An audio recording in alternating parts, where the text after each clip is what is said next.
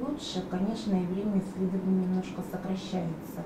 Хотя беременных женщин всегда смотреть достаточно долго, потому что нужно смотреть тщательно, чтобы не пропустить какие-либо дефекты в развитии малыша. В женской консультации новое оборудование. Такое приобретение стало возможным благодаря программе «Родовые сертификаты» национального проекта «Здоровье». Мы приобрели новый ультразвуковой аппарат хорошего уровня, хорошей фирмы, обладающим высоким качеством визуализации, имеющий доплер, что очень важно для беременных, обследования беременных. УЗИ помогает врачу ставить правильный диагноз и назначить правильное лечение. А с таким аппаратом, с четкой и яркой картинкой, процедуру проводить специалисту гораздо удобнее, признаются врачи.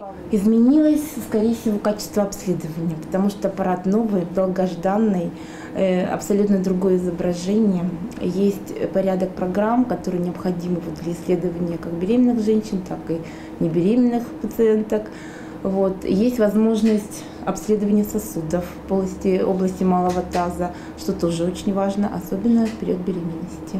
Врачи очень довольны новой техникой, возможностями, которые она предоставляет. Но пациенты разницу между новым и старым аппаратом не почувствовали. Что главное не аппарат, а главное врач, который работает на этом аппарате, потому что заключение делает врач. Аппарат он только показывает. А прочитать можно по-разному? Конечно. В планах главного врача завершение косметического ремонта консультаций и закупка лазерного оборудования для лечения заболеваний. Но по-прежнему остается проблема нехватки кадров. В женской консультации всего 2 врача УЗИ и 3 лечащих. На весь город такого количества специалистов не хватает. Екатерина Колоколова, Алексей Васильев, Кингисеппское телевидение, ЯМ-ТВ.